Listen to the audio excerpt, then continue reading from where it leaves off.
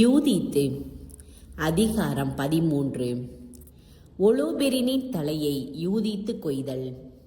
பொழுது சாய்ந்தபோது ஒலோபெரினின் பணியாளர்கள் விரைவாக வெளியேறினார்கள்.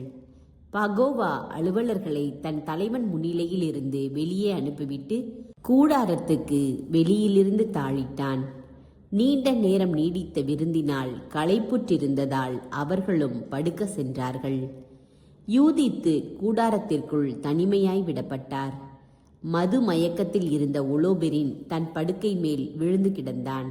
யூதித்து தன் பணி பெண்ணிடம் படுக்கையறைக்கு வெளியே நிற்கும்படியும் நாள்தோறும் செய்து வந்தது போல தாம் வெளியே வரும் வரை காத்திருக்கும்படியும் கூறினார். வேண்டுதல் செய்ய தாம் புறப்படவிருப்பதாக அவளிடம் சொன்னார். இதையே பகோவாவிடமும் தெரிவித்திருந்தார். அனைவரும் அங்கிருந்து அகன்றனர்.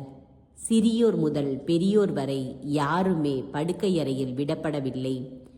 ஒலோபெரினின் படுக்கை அருகே யூதித்து நின்று கொண்டு, ஆண்டவரே, எல்லாம் வல்ல கடவுளே, எருசலேமின் மேன்மைக்காக இவ்வேளையில் நான் செய்யவிருப்பதை கண்ணோக்கும்.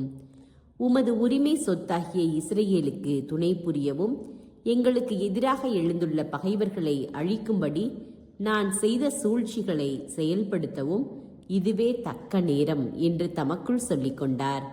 பிறகு ஒலோபெரினின் தலைப்பக்கம் இருந்த தூணுக்கு சென்று அதில் மாட்டியிருந்த அவனது வாளை யூதித்து எடுத்தார். அவனது படுக்கையை அணுகி அவனுடைய தலைமுடியை பிடித்துக்கொண்டு, இஸ்ரேலின் கடவுளாகிய ஆண்டவரே, எனக்கு இன்று வலிமை அளித்தருளும் என்று வேண்டினார். பிறகு தம் வலிமையெல்லாம் கொண்டு அவனது கழுத்தை இருமுறை வெட்டி தலையை துண்டித்தார். அவனது உடலை படுக்கையில் இருந்து கீழே தள்ளினார். மேற்கவிகையை தூண்களில் இருந்து இறக்கினார். சிறிது காலம் தாழ்த்தி வெளியே சென்று ஒலோபெரினின் தலையை தம் பணி பெண்ணிடம் கொடுத்தார். யூதித்து பெத்தூலியாவுக்கு திரும்புதல். பணிப்பெண் ஒலோபெரினின் தலையை தன் உணவு பைக்குள் வைத்து கொண்டாள். பிறகு அவர்கள் இருவரும் தங்கள் வழக்கம் போல வேண்டுதல் செய்ய ஒன்றாய் வெளியேறினார்கள். பாளையத்தின் வழியாய் சென்று பள்ளத்தாக்கை சுற்றி மலை மீது ஏறி பெத்தூலியாவுக்கு போய் அதன் வாயிலை அடைந்தார்கள். வாயிலில் காவல் புரிந்து கொண்டிருந்தவர்களை நோக்கி யூதித்து தொலையிலிருந்தே, திறங்கள், வாயிலை திறங்கள், கடவுள், நம் கடவுள் நம்மோடு இருக்கிறார். அவர் இஸ்ரேலருக்கு தம் வலிமையையும் நம் பகைவர்களுக்கு எதிராக தம் ஆற்றலையும் இன்று வெளிப்படுத்தியுள்ளார் என்று கத்தினார். நகர மக்கள் யூதித்துடைய குரலை கேட்டபோது வாயிலுக்கு விரைவாக இறங்கி வந்து மூப்பர்களை அழைத்தார்கள். சிறியோர் முதல் பெரியோர் வரை அனைவரும் சேர்ந்து ஓடி வந்தார்கள். யூதித்து வந்து சேர்ந்ததை அவர்களால் நம்ப முடியவில்லை.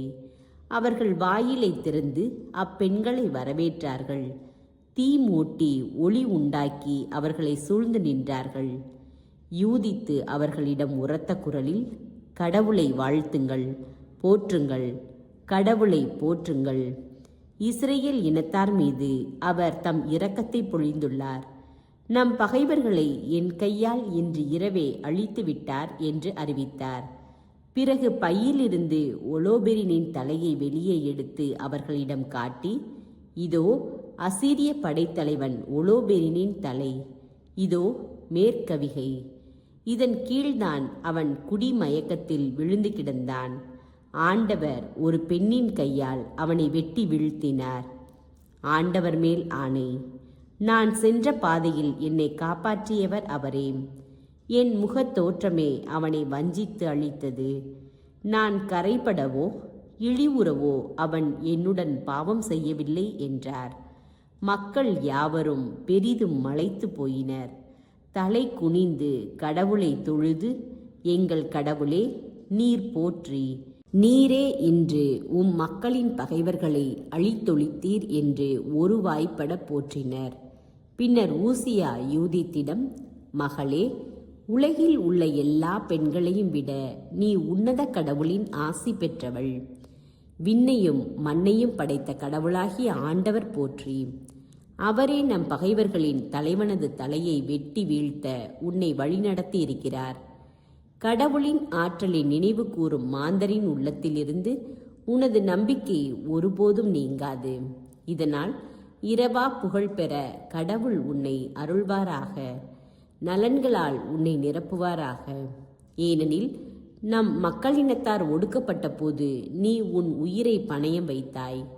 நம் கடவுள் திருமுன் நேர்மையாக நடந்து நமக்கு வரவிருந்த பேரழிவை தடுத்துவிட்டாய் என்றார்.